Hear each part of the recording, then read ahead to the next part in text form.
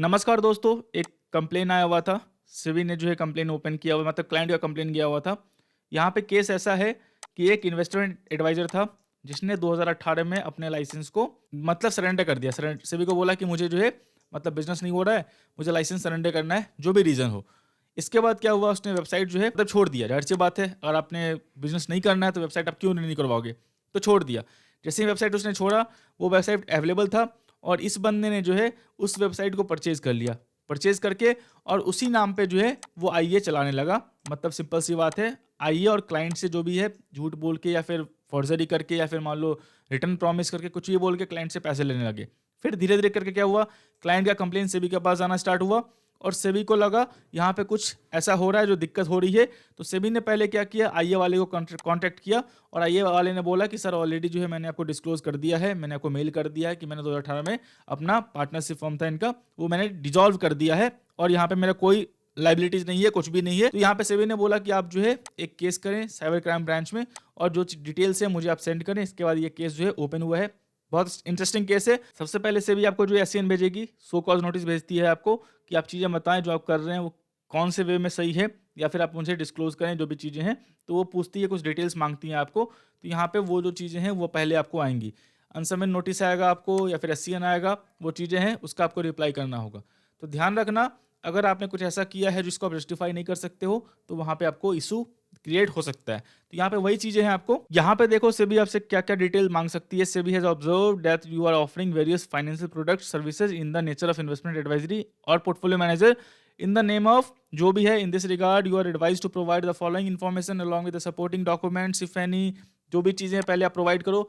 ध्यान रखना, लोग बोलते हैं सर ये नोटिस है इसमें छुपा दो, तो सिंपल सी बात है सेबी के पास सारा इन्फॉर्मेशन है क्योंकि ये केस चला गया है। केस चला गया, सेबी के पास अथॉरिटी होती है कि आपसे बिना बोले भी जो है वो बैंक से या फिर मान लो बहुत सारे अथॉरिटी जो है उससे वो डिटेल मांग सकती है। उसके पास ये पावर है। तो अगर मान लो कुछ आप हाइड करते हो ना तो फिर आपको फंसने का चांस बहुत ज़्यादा है। तो जो भी चीज़ें आप डिस्क्लोज करो। मैंने एक केस हैंडल किया हुआ था, सेम केस था आपका, लेकिन वहाँ पे क्लाइंट उनको तंग कर रहा था। सिंपल सी बात है, क्लाइंट मूड में चला आता है तो तंग करने लगता है। बस अपना कंप्लाइंस सही रखना। तो उनका मैंने स्टेटमेंट देखा, स्टेटमेंट में कुछ भी ऐसा नहीं था जिसको सेबी जस्टिफाई कर सकती थी कि ये जो है ये जो पैसा आया हुआ है वो आया हुआ है अनरजिस्टर्ड एडवाइजरी से। वो एजुकेशन करवाते थे। तो सिंपल है, वो कांटेक्ट किए, जो भी चीज़ें हैं मैंने बनाई, मैंने उनको रिप्लाई किया सेबी वाले को। तो सेबी वाले का जो है चीज़ें वो समझ गए। सेबी वाले का फिर रिप्लाई नहीं आया। तो जो भी चीज़ें हैं सेबी को प्रूफ चाहिए होता है अगर आपके ऊपर कोई एक्शन लेना है तो प्रूफ में जो है मेनली बैंक स्टेटमेंट जो है मेजर भूमिका निभाता है कि वहाँ पे आपका सब कुछ रहता है। जो भी चीज़ें हैं, पेमेंट गेटवे हो गया, तो वो सब चीज़ थोड़ा बहुत ध्यान रखना है आपको कि क्या करना है क्या नहीं करना है। अगर जो पेमेंट आते हैं उसको भी आपको नज़र रखनी है कि किस नेम से आ रहा है, कैसा आ रहा है। तो वो भी एक कंसर्न बन सकता है आपका कि मान लो आप कुछ और करवा रहे हो लेकिन पेमेंट किसी और नेम से आ रहा है, तो आप जस्टिफाई नहीं कर पाओगे। जैसे ही आता है मैं गाइड करता हूँ, जो भी मान लो कांटेक्ट करते हैं मेरे से, गाइड करता हूँ उनको कि जब भी आता है चीज़ें आप जो है रेक्टिफाई कर लें कि बाद में फ्यूचर में आपको दिक्कत ना हो, चाहे आप खुद पढ़ाते भी क्यों ना हो, लेकिन आप इसको रेक्टिफाई कर लें। यहाँ पे सेम चीज़ मांगा गया था। तो यहाँ पे देख लो, रजिस्टर्ड कॉर्पोरेट एड्रेस जो भी है यहाँ पे क्या है आपकी कंपनी का जो आप चला रहे हो, अनरजिस्टर्ड वाला ईमेल नंबर, फोन नंबर क्या है, लीगल स्ट्रक्चर क्या है, इंडिविजुअल हो पार्टनरशिप हो क्या हो, पैन और डेट ऑफ इनकॉर्पोरेशन, जो आपका पैन नंबर है, डेट ऑफ इनकॉर्पोरेशन है जो वो आपको प्रोवाइड करना पड़ेगा। Name, address, PAN, email ID and phone number of proprietary और प्रमोटर, डायरेक्टर, पार्टनर्स जो भी है वो प्रोवाइड करना पड़ेगा। इसके बाद along with educational qualification, experience in activities related to advice in relating to various financial products. वो पूछते हैं कि आप जो एडवाइस दे रहे हो, जैसे मान लो बहुत सारे क्वेरी आए हैं, सर मैं रिसर्च एनालिस्ट के केस में या इन्वेस्टमेंट एडवाइजर केस में फंस गया हूँ और वो 12th पास नहीं है, 10th पास नहीं है, तो वहाँ पे कंसर्न तो और ज़्यादा हो जाएगा। तो वो भी चीज़ आपको ध्यान रखनी है। With respect to point number 2 above, provided details of association of the aforesaid proprietor or promoters, directors, partners with other proprietary partnership company, SEBI registered intermediary, along with nature of association and the date of inception of such मतलब association. इसके अलावा जो है कोई और company में आप जो है भागीदार हो या कुछ हो, सेबी के साथ कुछ भी आपका जो है रजिस्टर्ड हो, तो वो सारा डिटेल आपको प्रोवाइड करना पड़ेगा। Brief note of all activities, services, products offered by जो भी आप कंपनी का नाम है since inception till date, along with the date of commencement of efforts activities services product. जो भी आप सर्विसेज प्रोवाइड कर रहे हो, क्या कर रहे हो, क्या चार्ज है, किस लिए कर रहे हो, वो आपको प्रोवाइड करना पड़ेगा। यहाँ पे बोला गया है कि ईयर वाइज जो है आपका जो भी आपके सीरियल नंबर है, फाइनेंशियल ईयर है, क्लाइंट्स है, सर्विस क्या ऑफर्ड किया आपने, अमाउंट क्या पे लिया है आपने, मोड ऑफ पेमेंट क्या है आपका, और डिटेल ऑफ द एडवाइस आपने क्या है, वो सब चीज़ आपको प्रोवाइड करनी पड़ेगी। ये चीज़ ध्यान रखना, क्योंकि मैंने किया हुआ है, ये बहुत लेंदी प्रोसेस है आपका, बनाना पड़ता है, फिर आपको रिप्लाई करना पड़ता है, फिर सेबी का रिप्लाई आएगा, जो भी चीज़ें हैं। तो यहाँ पे जो है जो चीज़ें सेबी मांगे आपको, छुपाना कुछ भी नहीं। सबसे बड़ी बात, कुछ चीज डिलीट नहीं करनी है। अगर डिलीट कर दोगे ना, फिर दिक्कत है आपका। सभी के पास ऑलरेडी स्क्रीनशॉट होंगे, ऐसा नहीं कि आपको मेल की है फिर से भी जो है आपका डॉक्यूमेंट जो है, एविडेंस जो है वो गैदर करेगी। एविडेंस सेबी ने जो है गैदर कर लिया है, सिंपल सी बात है। अब आपसे पूछ रही है कि आप बताओ क्या है नहीं है। अगर वो मैच करता है, चीजें को लगता है सभी को कि नहीं आप जेन्युइन हो, तो छोड़ेगी, नहीं तो फिर जो है पेनल्टी के लिए तैयार रहो। पेनल्टी का मतलब अनरजिस्टर्ड एडवाइजरी में पेनल्टी तो है ही एक्स्ट्रा, प्लस जितने पैसे लिए हैं सारे लौटाने पड़ेंगे। तो मतलब आटा के साथ घुन भी पिसता है। तो मान लो आपने कुछ सही पैसे भी लिए होंगे, जस्टिफाई नहीं कर पाओगे, तो सभी मान लेगी कि आपने जो ये पैसे लिए हैं वो अनरजिस्टर्ड एडवाइजरी के लिए हैं और पूरे पैसे आपको लौटाने पड़ेंगे। तो ये चीज ध्यान रख लेना। इसके बाद देखो, list of all bank accounts maintained and highlight the bank account where advisory fee are collected. जो भी आपके पास बैंक अकाउंट है, सारे डिटेल्स मांगेंगे आपसे, और जहां जहां भी देखो इसमें होता क्या है। आपको लग रहा है मैं बैंक अकाउंट छुपा लूंगा, लेकिन आपको ये पता नहीं, क्योंकि ये जो है आपका क्या बोलते हैं, इसमें आपको पता नहीं कौन से क्लाइंट ने किस बैंक अकाउंट में पेमेंट किया और कब कंप्लेन किया सभी को। सिंपल टर्म में समझो, अगर मेरे पास 5 बैंक अकाउंट है, मैं 5 बैंक अकाउंट में पैसे लेता हूँ, और मान लो जो क्लाइंट का कंप्लेन गया है वो 5वें बैंक अकाउंट का गया है, और मैंने सिर्फ 4 बैंक अकाउंट दिखाए, तो भी कंसर्न है। फैक्ट हाइड का अलग से जो है भी जो है एक्शन ले लेगी। तो जो भी चीजें हैं, मतलब कंप्लेन गया है तो मतलब समझ लेना, 1 का कंप्लेन गया है, 10 का कंप्लेन गया, 50 का कंप्लेन गया, आपको पता नहीं, क्योंकि आप अनरजिस्टर्ड काम कर रहे हो, उससे भी आपको बताने वाले नहीं है कितना कंप्लेन गया है। तो जो भी चीजें हैं आप डिस्क्लोज कर देना, ये चीज ध्यान रखना है। List of payment gateway, the arrangements of copy of the documents, आप पेमेंट गेटवे जो भी यूज करते हो प्रोवाइड करना पड़ेगा।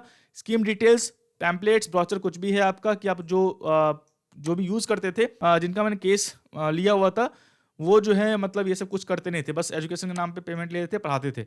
ये गलत है, मैंने उनका रेक्टिफाई कर दिया है, पूरा टर्म्स एंड कंडीशन जो चीज़ें हैं बना के डाल दी हैं कि उनको दिक्कत ना हो फ्यूचर में। जो भी चीज़ें हो रहा है वो सबसे पहले वही काम कर रहे हैं, कि बाद में जस्टिफाई करने के लिए आपके पास कुछ रहे। ऐसा है ही नहीं कि मतलब आप जस्टिफाई करने लायक बचे ही नहीं हो।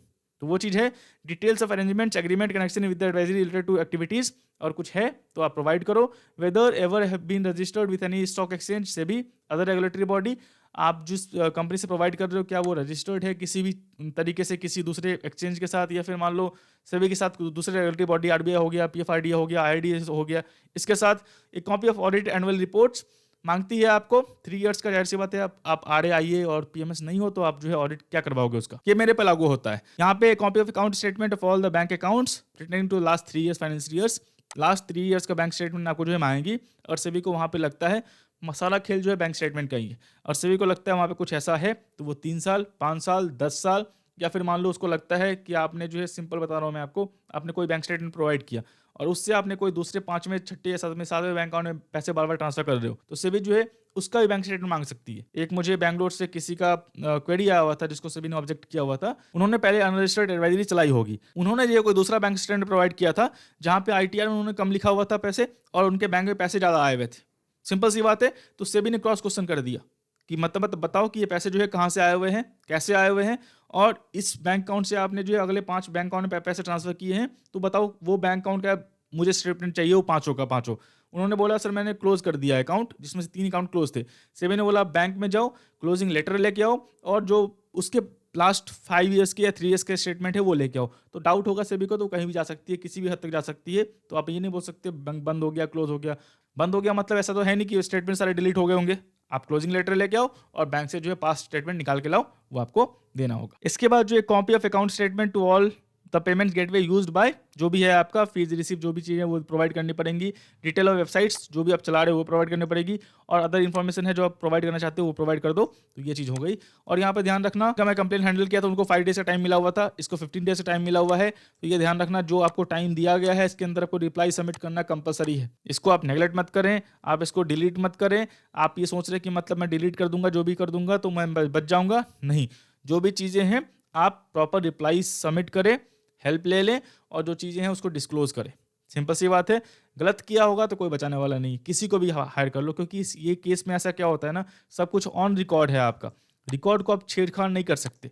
जो चीज़ें वो ऑन रिकॉर्ड है, आपने कम्युनिकेशन की है, आपने व्हाट्सएप चैट किया है, आपने क्या बोलते हैं कॉल किया है, क्लाइंट के पास रिकॉर्ड है, आप झूठ नहीं बोल सकते। तो वहाँ पे खींच सकता है कोई लॉयर आपका या चीज़ें जो हेल्प करता है आपका, लेकिन मैंने देखा नहीं है कि मतलब अगर कुछ मेजर इश्यूज़ हैं और उसमें वो बच गया हो, ना, पेनल्टी पक्की है, कोई चांस ही नहीं। सिंपल सी बात है, जहाँ पे आपने चीज़ें ऐसी वायलेट की हैं कि मतलब ज़ाहिर-सी बात है वो नहीं होना चाहिए in the best interest of investor, market, securities market, तो वहाँ पे जो है आपको एक्शन होगा। तो वो चीज़ ध्यान रखना, इसको आपको नेगलेक्ट नहीं करना है, जो भी चीज़ें रिप्लाई करें। तो ये चीज़ें आपको जो है सेबी कंप्लेन होने के बाद जो है माँगती ही माँगती है, तो ये चीज़ आपको जो है ध्यान रखना होगा।